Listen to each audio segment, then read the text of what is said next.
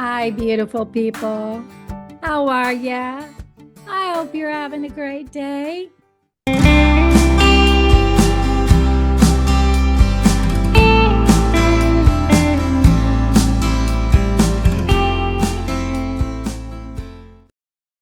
This is part 5 of the series. You can find all of these in the community tab and under the playlist called Types of Fibro Pain. In this video, we'll discuss neuropathic pain in fibromyalgia. I'm going to do a survey for you to participate in, so make sure you click on the bell and get all notifications of when I put out new videos and messages that I send from the community tab, including surveys. So I'll put out a survey on each of the 8 types of fibro pain. They'll be easy to answer, just a yes or no as to whether you have that specific type of pain. So it would help if you watch each of the videos so that you'll know how to answer yes or no on my survey. So look for those soon. These are the 8 types of fibromyalgia pain according to Very Well Health. They are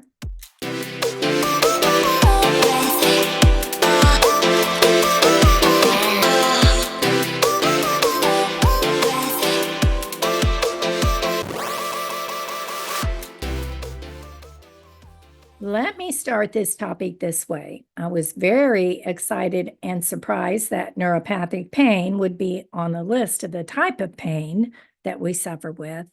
Not all researchers agree on this, but those that do are all in, so it seems. I have done several videos on the topic of neuropathic pain and fibromyalgia, how they're related, and my path to understanding that. Just a couple of months ago, I did a video here called Neuropathic Pain, Relationship to Fibromyalgia. Maybe it just makes sense to me because I experience so many neurological symptoms. Today, I don't want to rehash everything from my previous videos, but I do want to look at previous research and see where this leads us. We'll start with defining neuropathic pain and then move on to the relationship to fibromyalgia. So here we go.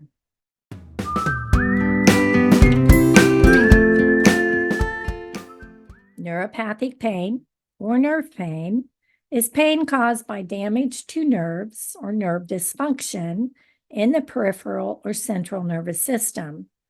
Neuropathic pain is nerve pain that can happen if your nervous system malfunctions or gets damaged. At various levels of the nervous system, neuropathic pain can be felt from peripheral nerves, the spinal cord, and the brain.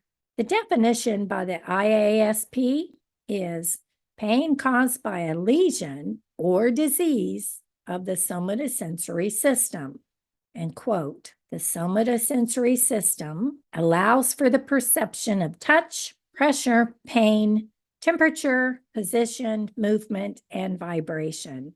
The somatosensory nerves arise in the skin, muscles, joints, and fascia and include thermoreceptors, mechanoreceptors, chemoreceptors, proprioceptors, and nociceptors that send signals to the spinal cord and eventually to the brain for further processing.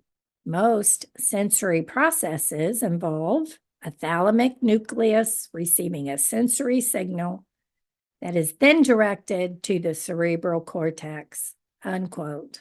It isn't caused by stimulation of pain receptors, meaning pain from a prolonged painful condition. Instead, it is caused by damage or dysfunction of the peripheral or central nervous system.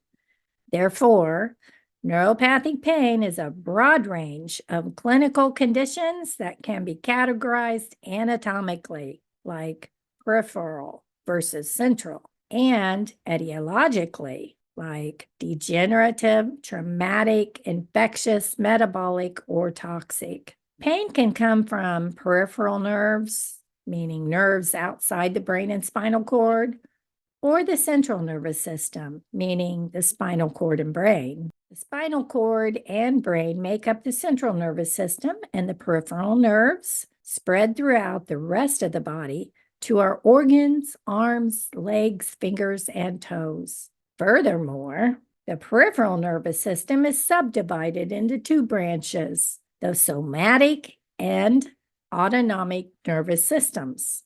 The somatic nervous system includes the skin and muscles and is involved in conscious activities. The autonomic nervous system consists of nerves that connect the central nervous system to the visceral organs, the soft organs of the body, like our heart, stomach, and intestines, and mediates our unconscious activities. And that makes sense because we don't have to think about making our heart beat or our stomach digest our food or our intestines absorb nutrients, aid digestion, or for gut bacteria to support our immune system. It just happens. It's automatic. So neuropathic pain can be a result of a malfunctioning nervous system that stems from the central nervous system and extends into the peripheral nervous system. Diseases can cause neuropathic pain. Damaged nerve fibers send the wrong signals to pain centers in the body. According to Cleveland Clinic, nerve function may change at the site of nerve damage and in areas of the central nervous system, as in central sensitization.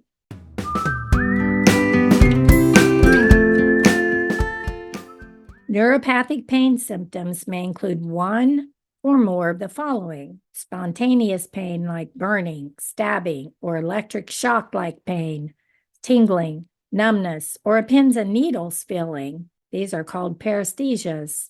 Allodynia. That was my topic in the last video. It's when you feel pain from something that shouldn't be painful. I hope you watched that video.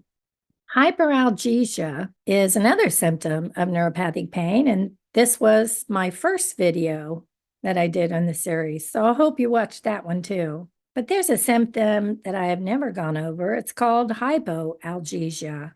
It's when something that normally causes pain now causes a decreased pain response. So if we use the pinprick experience, it should hurt, right? But now you can't feel it as pain. And then there's dysesthesia. It's an unexpected sensation that feels strange, unpleasant, or painful.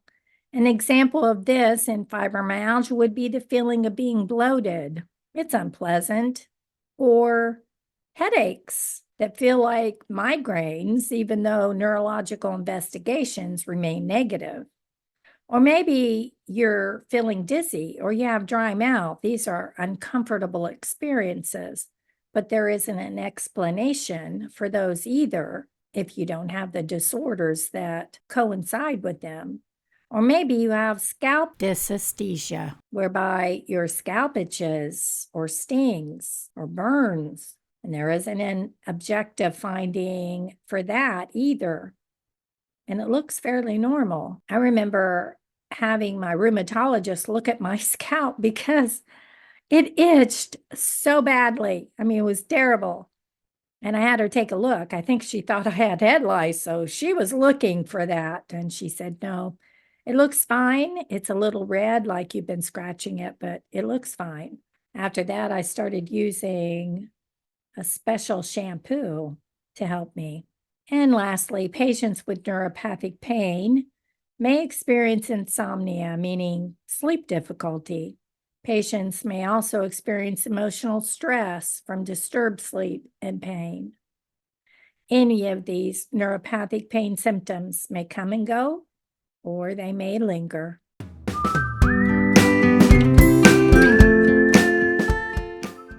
So, researchers believe there are many diseases and conditions that can cause neuropathic pain. Over the years, researchers have completed many studies in the effort to determine if fibromyalgia is a neuropathic pain disorder or has a neuropathic pain component. In 2019, researchers stated that patients with fibromyalgia had paresthesia, hyperalgesia, and allodynia, as we know, as the most common sensorial symptoms, and were significantly higher compared to the control group with neuropathic pain, as in pinched nerves. So fibro had more neuropathic issues than the pinched nerve control group. The researchers stated that fibro may have a neuropathic pain component. In a 2021 study, neuropathic pain symptoms were highly prevalent in a cohort of fibro patients.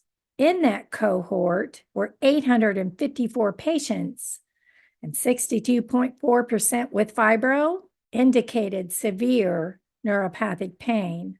About 46% presented with 3 or more small fiber neuropathy pathologies, with the most frequent being dry eyes and mouth, allodynia, and dyshidrosis, which is a skin condition that causes small, fluid-filled blisters to form on the palms of the hands and sides of the fingers, usually known as eczema.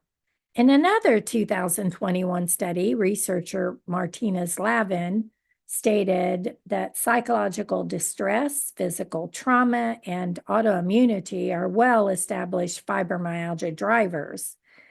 In animal models, stressful situations induce hyperalgesia, and the dorsal root ganglia play a central role in this phenomenon. Several investigations have already linked dorsal root ganglia dysfunction to fibro and ME/CFS development. We already know about the publication that showed fibromyalgia pain can be passively transferred from patients to mice. The IgG from fibro patients induced hyperalgesia in mice. And remember, hyperalgesia is when there should be pain, but it's felt as more severe than it should. And so I leave you with this, a quote from Cleveland Clinic, Dr. Behringer. Fibromyalgia fits these definitions, the definition of neuropathic pain. Although the condition has no anatomically definable lesions, it is marked by altered neurological function in the spinal cord and brain. It can, therefore, be considered a dysfunction of the central inhibitory process of pain control, unquote. I hope you learned something. I send you gentle hugs and support. Love you.